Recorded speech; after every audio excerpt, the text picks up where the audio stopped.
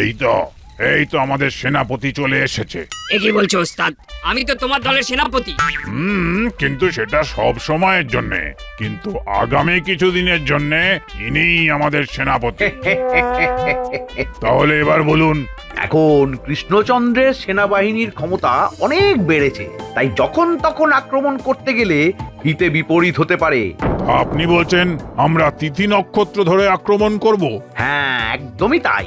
এবং একটা দারুণ সুযোগ আছে কদিন পরেই, যেদিন কোনো সেনাই হাতে অস্ত্র তুলবে না। তবে বিশ্বকর্মা পুজোর দিন।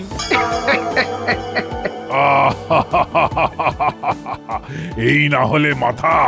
তাহলে আমি পত্রপাঠ কালকেই পত্র পাঠিয়ে দিচ্ছি। আর যা পাবেন তার অর্ধেক কিন্তু আমার, কারণ বুদ্ধিটা তো আমারই দেওয়া।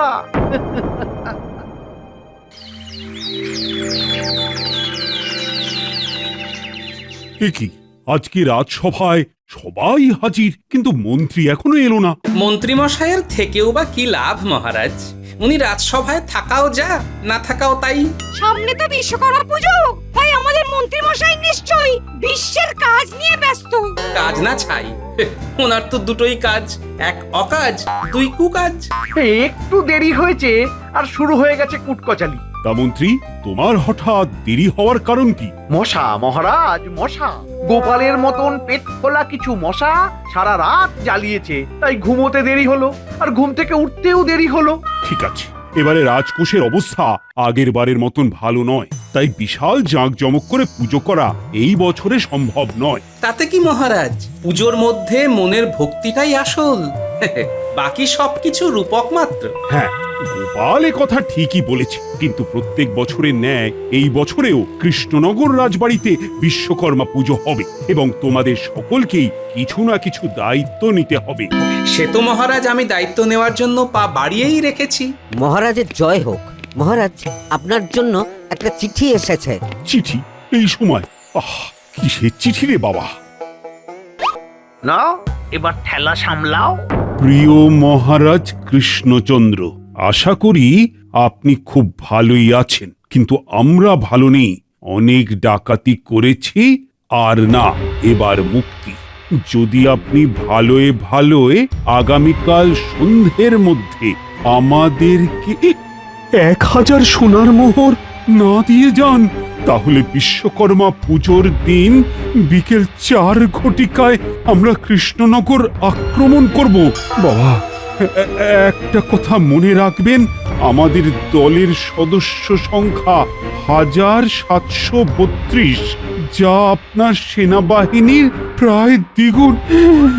বাবা, ইতি আপনার শুভাকাঙ্ক্ষী গোলা ডাকাত, ঠিকানা পোড়ো মন্দির তলা, নদীর পশ্চিম পাড়। কাক ডাকে কাকা, কোকিল ডাকে কু, গোলা ডাকা ধরলে পরেই করবে গেচাং ফু। এই সেরেছে, এবার কি হবে? 1000 মোহর? মহারাজ, গোলা ডাকাত বিশাল ভয়ানক ডাকাত। না না মহারাজ, এমনিতেই রাজকোষের হাল খারাপ। এখন আমাদের একটাই কর্তব্য, দুষ্টের দমন। কিন্তু কিভাবে করব? ওরা এত বড় সেনা। সবাই তো আর একসাথে থাকে না। তা ঠিক। পশ্চিম পাড়ের রাজ্যে সবাই ছড়িয়ে ছিটিয়ে থাকে। ওরা বলেছে আগামীকাল সন্ধেবেলা মোহর নিয়ে যেতে, কিন্তু আমরা যদি আজ রাতেই ওদের সর্দারকে সোজা গিয়ে আক্রমণ করি, তাহলে কেমন হয়? খুব খারাপ হয়। ওদের ওপরে একটা আঁচড় লাগলে ওরা শিকারী বাঘ হয়ে যায়। আপনার যেন ওদের উপরে দরদ একেবারে উতলে উঠছে, যেন ওরা আপনার মাস্তুতো ভাই। কি গোপাল, তুমি আমাকে চোর বললে? চোরে চোরে মাস্তুতো ভাই হয়, ওরা তো ডাকাত। তাহলে আপনি আপনি ওদের ওই পিস্তুতো ভাই হবেন। এই, তোমরা তোমাদের কুটকাচালি বন্ধ করো। বিশ্বকর্মা পুজোর দায়িত্ব গোপাল, তুমি রাজপণ্ডিত আর রাজবৈদ্য সভাকবি ভাগ করে নাও। আমি কি করব মহারাজ? তুমি আর সেনাপতি আমার সাথে এক্ষুনি অন্দরমহলে চলো, একটা বিশেষ আলোচনা আছে। আজ রাজসভা এখানেই শেষ। আচ্ছা মহারাজ। আর হ্যাঁ, এই ডাকাত আক্রমণ হবে এই হুমকির চিঠি, এসব কথা যেন রাজসভার বাইরে না যায়। যথাজ্ঞা মহারাজ।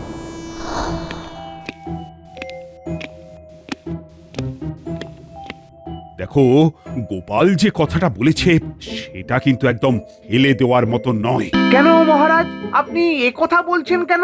প্রথমত, বিশ্বকর্মা পুজোর দিন সকল সৈন্যরা তাদের অস্ত্রশস্ত্র পুজো দেয়, তার আগে থেকেই সব পরিষ্কার পরিচ্ছন্ন করতে থাকে। এই কথাটা আপনি একদম ঠিক বলেছেন। তাই ওই সুযোগ বুঝেই গোলা ডাকাত আমাদের রাজ্যে আক্রমণের জন্য পুজোর দিনটাই ভেবেছে। হ্যাঁ, আমাদের কৃষ্ণনগরের সেনাদের তো আর খালি হাতে যুদ্ধ করা সম্ভব নয়। ঠিক সেই জন্য সেনাপতি আর মন্ত্রী, তোমরা দুজন আজ সন্ধেবেলা আমাদের কৃষ্ণনগরের বেশ কিছু দক্ষ সেনা নিয়ে যাবে ওই গোলা ডাকাতের ডেরায়, আর সোজা আক্রমণ করবে। যথাজ্ঞা মহারাজ। যাও, এখন প্রস্তুত হয়ে নাও। কিন্তু এটা কি ঠিক হবে? ব্যাপারটা নীতি বিরোধী কাজ হয়ে যাবে না? তুমি আমাকে আর নীতি শিখিও না মন্ত্রী, তোমাকে যেটা করতে বলেছি তুমি শুধু সেটাই করবে। আজ সন্ধেবেলা তুমি আমাদের সেনাপতির সাথে চলে যাবে।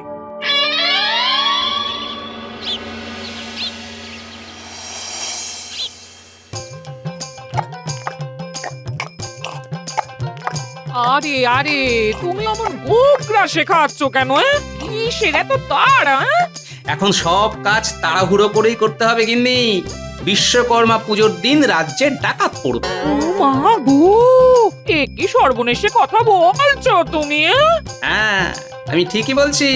তাই এখন তাড়াতাড়ি খেয়ে নিচ্ছি, ওই বিপদ এলে তো আর খেতেই পাবো না। এ কেন কেন? আরে ডাকাতরা তো আমাদের মেরেই ফেলবে, তা মরে গেলে খাবোটা কি করে? তোমারও যা বুদ্ধি, দাও দাও দাও, আর দুমুঠো ভাত দাও দেখি। এই নাও। এখন ভাত খেয়ে একটু বাদ ঘুম দেবো, তারপর বিকালে সভাকবির বাড়িতে যাব, বুঝলে? বিশ্বকর্মা পুজো নিয়ে আলোচনা আছে। বেশ।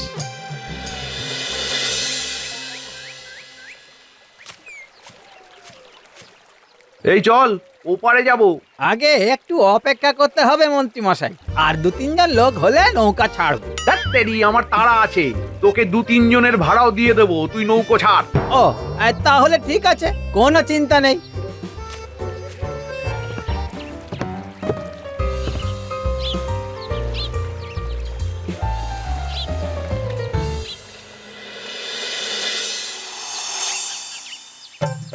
আপনারা কি কেউ কিছু ভাবনা চিন্তা করেছেন?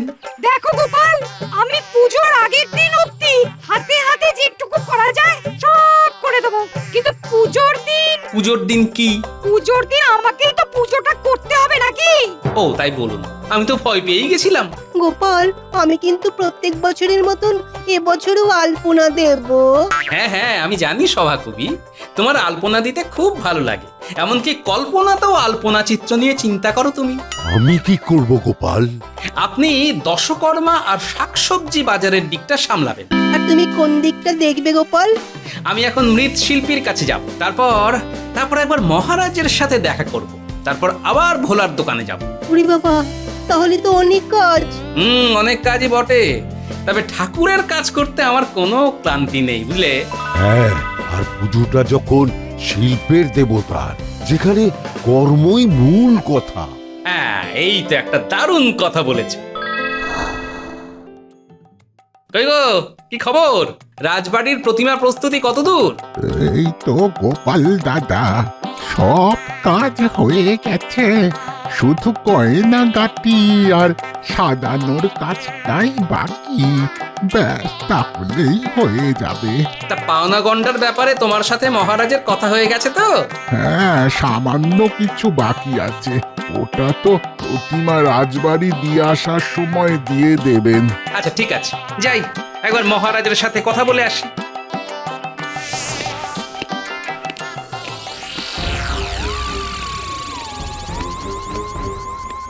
আসতে পারি মহারাজ?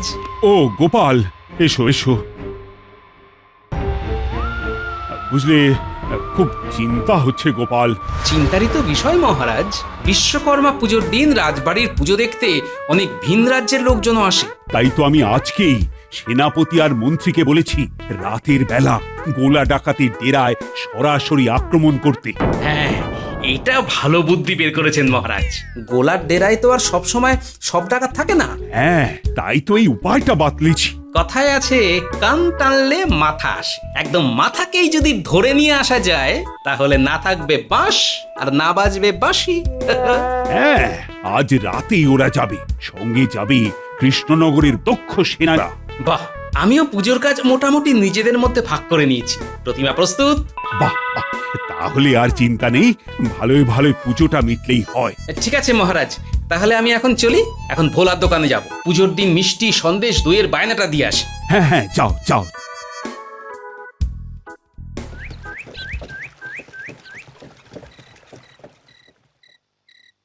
এ কি ভোলা? আর বলো না গোপাল দাদা, এক খদ্দের হঠাৎ করে বললেন ওপারের মতো লাল দই চাই। তাই তুমি নিশ্চয়ই ওপারে গিয়েছিলে লাল দই কিনতে? 5 সের লাল দই। আমার হাতের বানানো দইয়ের থেকেও ভালো দই পাওয়া যায় নাকি ওপারে? হ্যাঁ, এপারে যেমন সরভাজা সরপুরিয়া বিখ্যাত, ঠিক তেমনি ওপারে লাল দই। তা যা বলেছো, মন্ত্রী মশাইও তো ওপারে গিয়েছিলেন, আমার সাথেই তো ফিরলেন। উনিও কি দই কিনতে গিয়েছিলেন? না না না না, হাত তো দেখলাম খালি। ওনাকে জিজ্ঞেস করাতে বললেন কি একটা ওই গুরুত্বপূর্ণ কাজ ছিল। ওপারে তো মন্ত্রী মশাইয়ের রাতের বেলা গুরুত্বপূর্ণ কাজ। কোনো সমস্যা হয়েছে গোপাল দাদা? না না, সমস্যা কেন হবে? আচ্ছা শোনো, রাজবাড়ির বিশ্বকর্মা পুজোয় দই মিষ্টি সন্দেশ অনেক কিছুই তো লাগবে, তাই তুমি একটা খাতা বের করে লিখে নাও।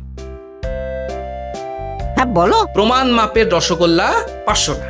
রসগোল্লা 500, তারপর সন্দেশ 7 কেজি। সন্দেশ 7 কেজি। ব্যাস, তাহলে সব বুঝে নিয়েছো? হ্যাঁ গোপাল দাদা, হ্যাঁ। আমি পুজোর দিন সকাল সকাল ওই রাজবাড়ি গিয়ে দই মিষ্টি সন্দেশ সব দিয়ে আসবো। শোনো, ভয় পেলে চলবে না।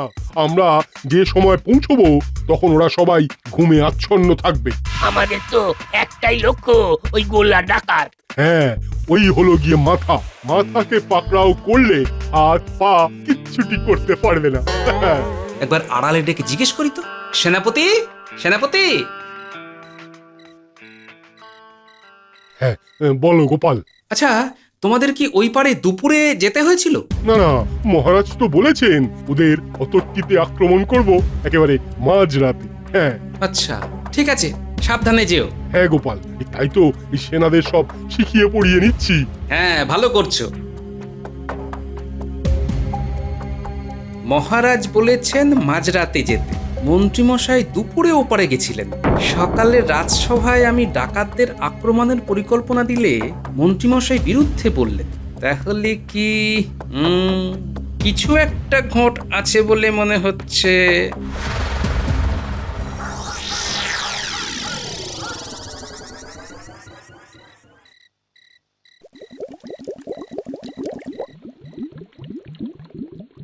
কি বিজ্ঞানী? আগে এটা পড়ো, তারপর কথা বলো। কি করছো?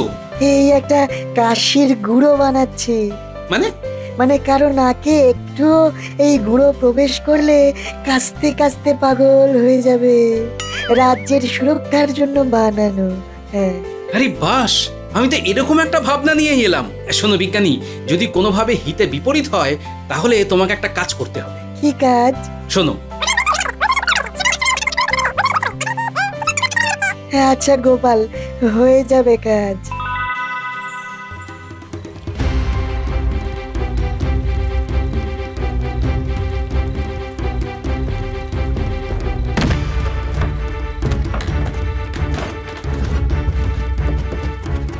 আচ্ছা, আমি যেভাবে তোমাদের বলেছি সেভাবেই এগোবে। আচ্ছা সেনাপতি মশাই।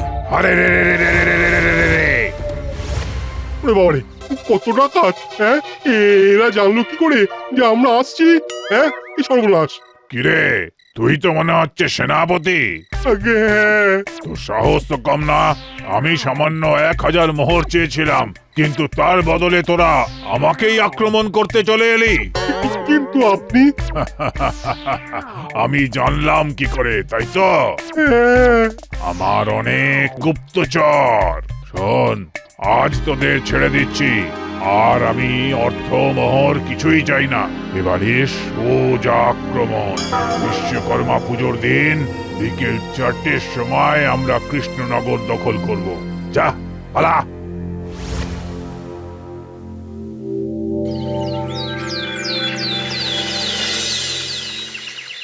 আহাম্মক! ডাকাতরা জানলো কি করে যে তোমরা অতর্কিতে আক্রমণ করবে? সেটাই তো বুঝতে পারছি না মহারাজ। এই গোপন ব্যাপারটা তো আমার আপনার আর মন্ত্রীমশাইয়ের মধ্যে হয়েছিল। আর গোপাল জানে খুব জোর হলে রাজসভার সভাসদেরা জানতে পারে। মহারাজ, আমার মনে হয় মাঝিদের জিজ্ঞেস করে নেওয়া দরকার যে সেদিন আপনার সাথে আলোচনা করার পরে রাজসভার কেউ ওপারে গিয়েছিল কিনা। গোপাল, এটা ঠিক বলেছ। কারণ ডাকাতদের খবর পেতে হলে হয় এদিকে আসতে হবে, নতুবা এপারের কাউকে ওপারে যেতে হবে। এসব রাজকীয় ব্যাপারে মাঝিদের আবার জড়ানোর কি দরকার? নইলে কে জড়িয়ে আছে জানা যাবে কি করে মন্ত্রীমশাই? মহারাজ, এসব না করে আপনি বরং বিশ্বকর্মা পুজোর ব্যাপারে একটু আলোচনা করে নিন। যখন যা হবে দেখা যাবে। মন্ত্রীমশাই, আপনার এত গায়ে লাগছে কেন? আপনি কি তাহলে ওপারে গিয়ে খবর দিয়ে এসেছেন? হ্যাঁ, আমি উপরে গিয়ে কি করব? আসতে পারি? আরে ভোলা, বলো।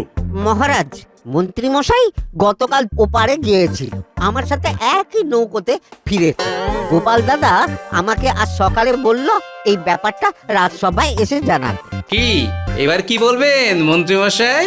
ইয়ে না, মানে আমার একটা কাজ ছিল। তুমি এত বড় বেঈমান! যে থালায় খাও সেই থালায় ফুটো করো। সেনাপতি, এক্ষুনি মন্ত্রীকে কারাগারে বন্দী করো। মহারাজ, আমাকে আমাকে ফাঁসানো হচ্ছে। এই, কে আছো? মন্ত্রীকে কারাগারে নিয়ে যাও। এটা খুব খারাপ হলো গোপাল। তার মানে সর্ষের মধ্যেই ভূত ছিল।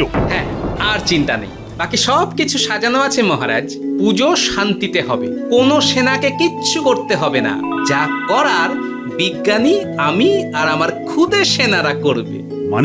মানেটা বিশ্বকর্মা পুজোর দিন বিকেল বেলায় দেখবেন মহারাজ।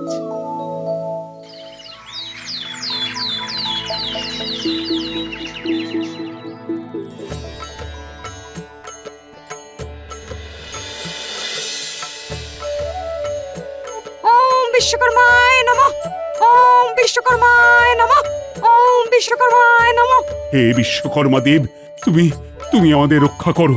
আজ কি হবে জানি না। মহারাজ, ভক্তি ভরে বিশ্বকর্মা দেবের প্রার্থনা করুন, তার সৃষ্টি ও কর্মের প্রতি সম্মান প্রদর্শন করুন।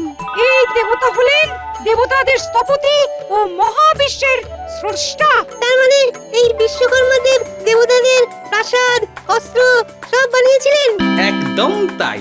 এবং বিশ্বকর্মা দেব দেবতাদের জন্য উড়ন্ত রথ তৈরি করেছেন, এবং এই রথ তৈরির ঘটনাকে স্মরণ করে পুজোর দিন ঘুড়ি ওড়ানোর প্রথা চালু হয়েছে।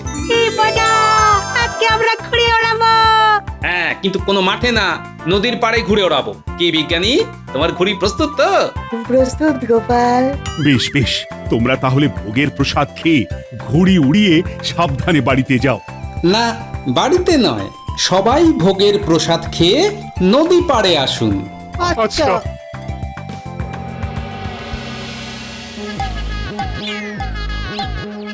আপনারা সবাই সুতো ছাড়তে থাকুন, যাতে আমাদের সব ঘুড়ি নদীর ওপারেই ওড়ে। কেন গোপাল? কারণ ঘুড়ি দিয়েই আজ ডাকাত বধ হবে। মানে? দেখুন, ঘুড়িতে জোড়া সুতো লাগানো হয়েছে, একটা নীল, একটা লাল। নীল সুতোটা ঘুড়িটা ধরে আছে, উড়তে সাহায্য করছে, আর লাল সুতো বাঁধা আছে ঘুড়ির মধ্যে লাগানো ছোট্ট একটা পুটলির সাথে। পুটলিতে কি আছে গোপাল? মারণ অস্ত্র। আমার এই দূরবীক্ষণ যন্ত্র দিয়ে দেখুন, ওই পারে ডাকাতরা সব একজোট হয়ে নদীর পাড়ে দাঁড়িয়েছে। হ্যাঁ, দেখতে পাচ্ছি। সবার ঘুড়ি ওই পারেই আছে তো? হ্যাঁ। এবার সবাই লাল সুতো ধরে জোরে টান মারুন। বেশ, টান দিলাম। আমিও টান দিলাম। সর্দার, আমাদের আকাশে ওই পার থেকে কত ঘুড়ি এসেছে। তাই তো দেখছি। আচ্ছা। আরে বাবা রে, চলে গেল রে।